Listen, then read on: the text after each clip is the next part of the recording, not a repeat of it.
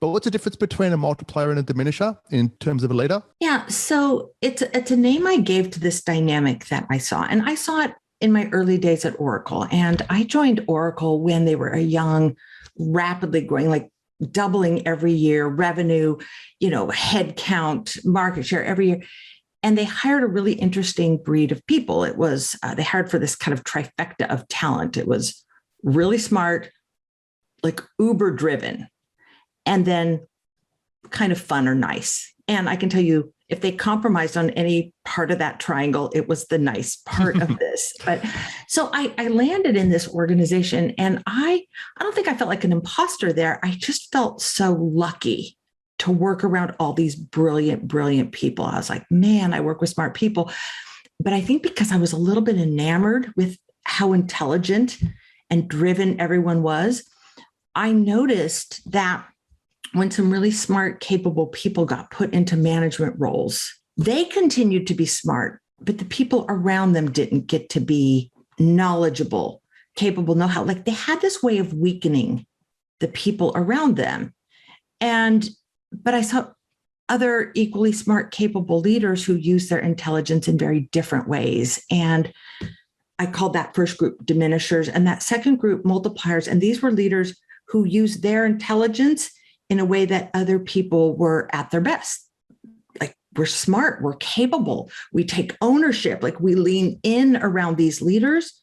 Whereas the diminisher leaders, we tend to lean out, we shut down, we kind of cower around them. And it was a dynamic I watched play out over and over. And then I went and did some executive coaching at places like SAP and Apple, and I see the same dynamic. And I'm like, wondering, why is it that some leaders amplify intelligence while others drain it? And probably the two things that I found there that are important. So, if someone isn't familiar with the idea or hasn't read the book, like skip it. And let me just give you kind of the nuggets maybe buy it. Don't skip it, but just listen right now. I will warn anyone who hasn't read it that some people say it was the most painful book they ever read. Because they're about themselves, because they were like reading it going, oh my God, I'm doing this wrong. No, but Alex, I was a first-time author and people say this. I'm like, what do you mean painful? Like poorly written painful? It's good or pain. Like, no, self-reflective painful. But here, I think the two things. Two big ideas. One is that the research I did, which I have replicated over and over in virtually every country, is the diminishing leaders are getting less than half of people's available intelligence.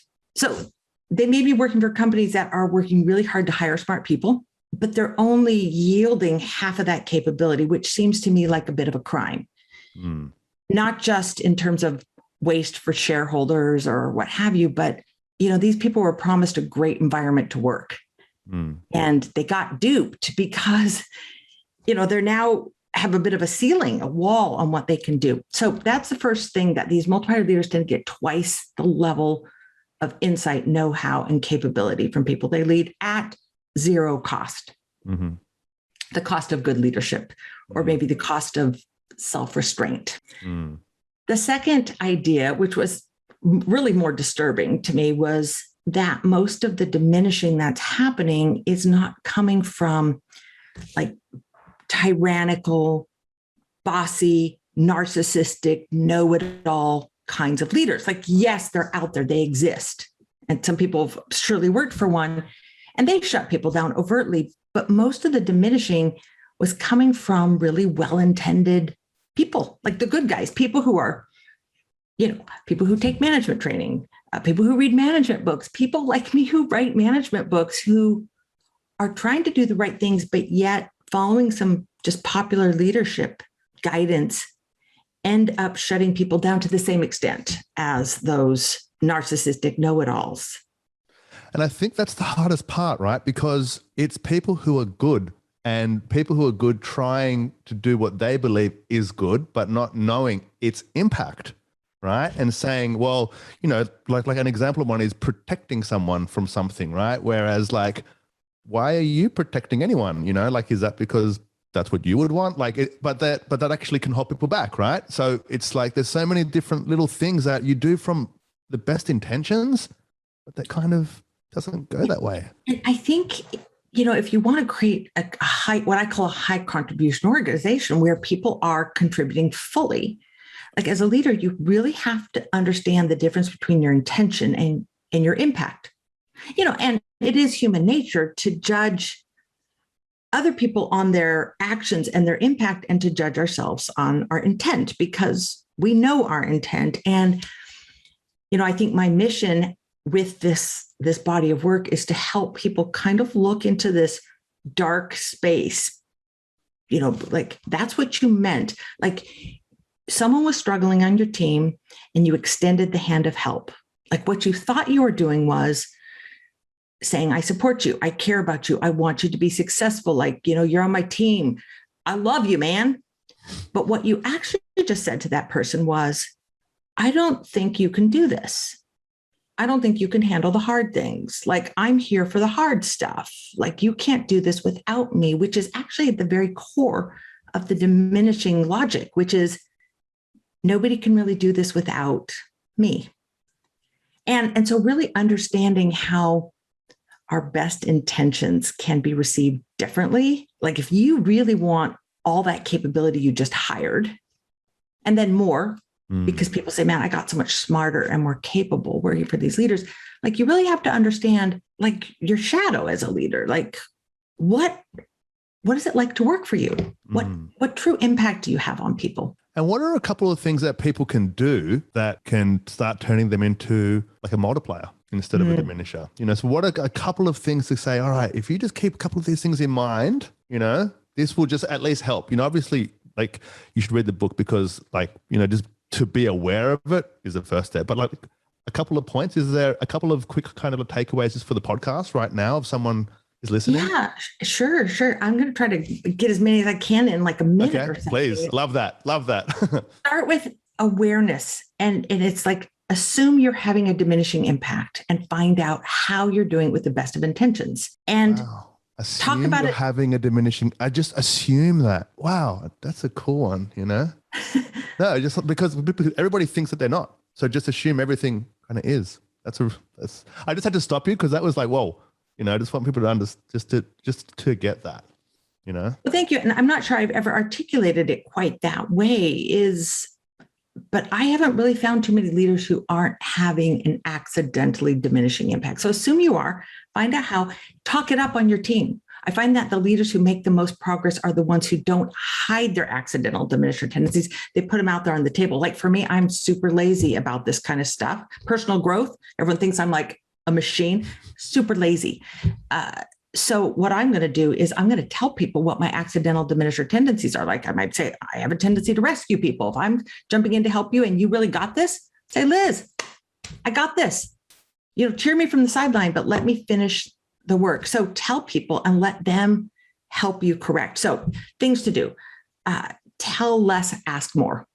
It's probably the most profound shift a leader can make is operate in the mode of asking questions rather than giving directives. Ask the questions that get people thinking, that get people taking ownership. Ask more questions, ask better questions. Have a set of what I call back pocket questions, like 5 go-to questions that if you're running into a meeting and you haven't really prepared, you got them. Like, what's your perspective on this issue? What are the risks we haven't explored? What are the reasons why we shouldn't proceed? What help do you need from me to be successful, if any? Like have your go-to questions. Talk less in meetings. Take your percentage of the room and maybe even back it off a bit. Look for people's what I call native genius. What do they do brilliantly? Like a fast way to do this is, and I have to admit, this is Alex, this is a little true confession comes behind this. I've done this wrong many times. So instead of asking, man, is this person smart? Like I've done that. I've asked that question. Ask, in what way is this person smart? And then let me see, maybe one more would be clarify that, particularly for entrepreneurs, let people know where it's okay to make mistakes and where it's not.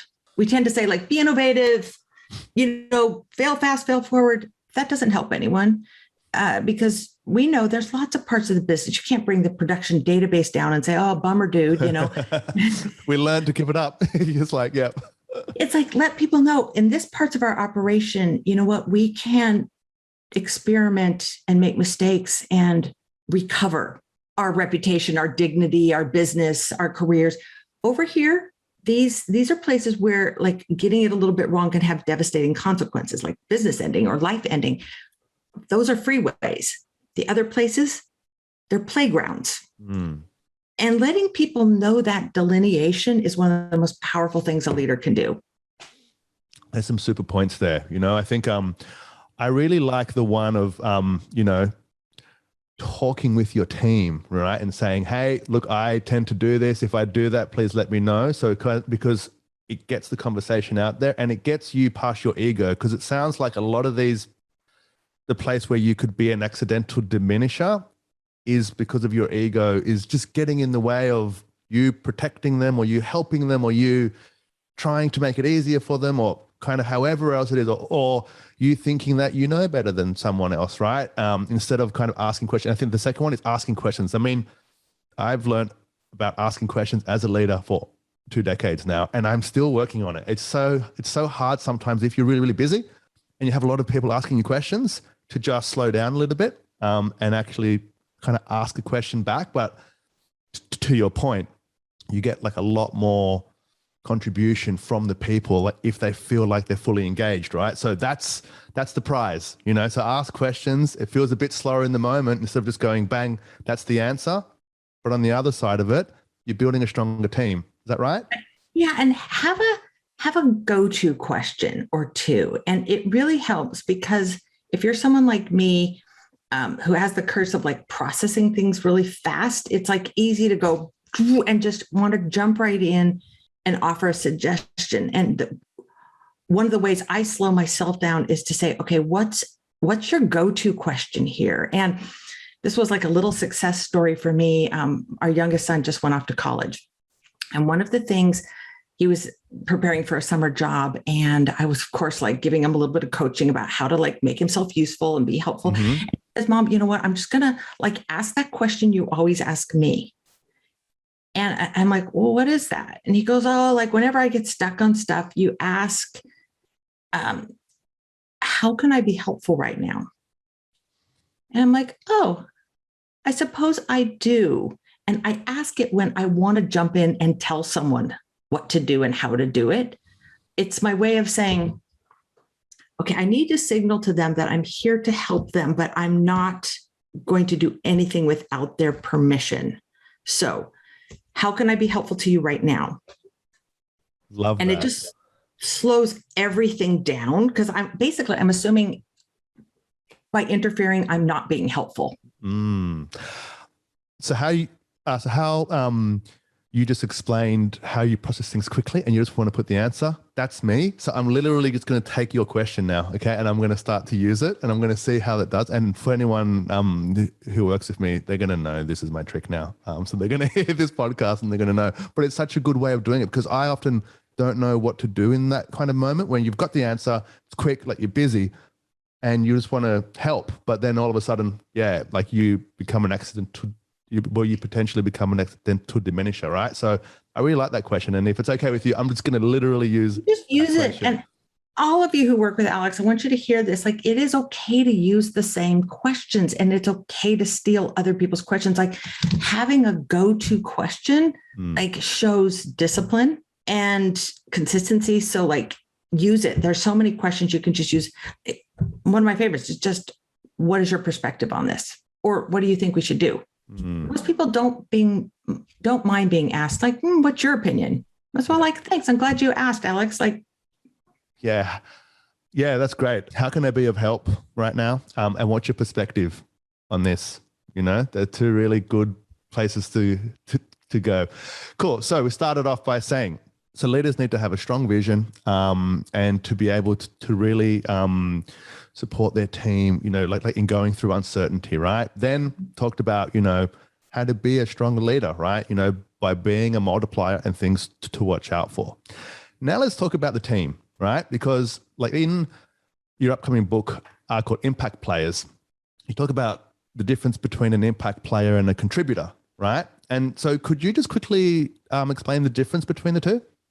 Yeah, absolutely. So probably the most important thing is that these aren't necessarily people, they're belief systems, their mindsets that we tend to move in and out of. But here's the concept behind an impact player. So I was just watching some sporting event, and it was like, someone was like, impact player. You know, an impact player in sports is someone who makes a really valuable contribution. Like, they're talented, they make plays, but they play the game in a way that everyone on the team gets better. Like, they have this positive effect, like, oh man, when we got this person on our team, we win. And I think there are impact players in virtually every organization, and they're the kind of people who, you know, are the people you turn to in a clutch, and they're the people who get the job done, and people who know how to make themselves valuable, and who have a positive, sort of this resoundingly positive effect on a team. And what I did was go in and talk to 170 managers. Tell me who your impact players are, people who are having an enormously positive impact. And then tell me about other people who are like equally smart, talented, and hardworking, but yet their contribution, I wouldn't want to say is average, it's solid. So I was looking at what are those small differences that really cause some people to have an enormously positive and valuable impact inside an organization. And for starters, what I found was so interesting that it's not like these impact players distinguish themselves in times of like massive crisis. Like, they're not these heroes that emerge from the ashes that save the day. They're heroes that kind of like save every day, because they deal with what I call everyday challenges differently. And these are, when I looked at the situations that they differentiate themselves, it's problems are messy and they don't fit nicely into any one person's job, which is where most important challenges inside an organization are. It's like, well, it's not this person's job or that person's. It's sort of in that white space. They differentiate themselves when roles are unclear, when we know we're all supposed to work together, but we can't quite figure out who's in charge. When, you know, we're working on something new and there's like an obstacle that no one could have planned for, just like drops in the path. Or when targets move, like when you start a project with one target, but you know, you're midway through and it's like, oh, wait a minute, we're doing something different. How do I handle that kind of change? And lastly, when there's just so much work that it's just not possible, humanly possible to handle the workloads, when the demands are unrelenting.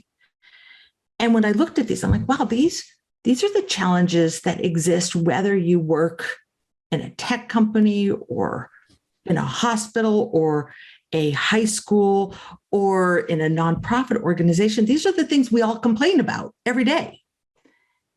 And they handle them differently because they see this uncertainty and ambiguity really differently.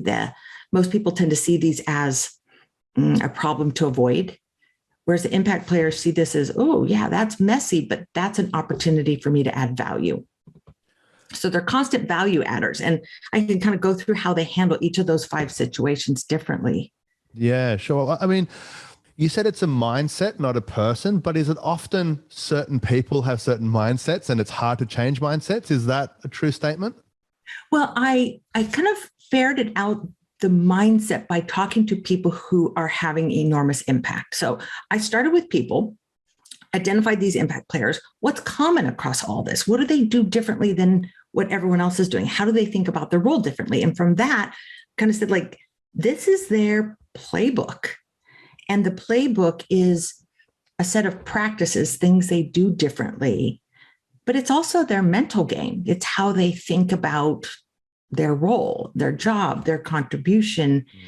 And so with that, I kind of call that set of practices and assumptions the impact player mindset.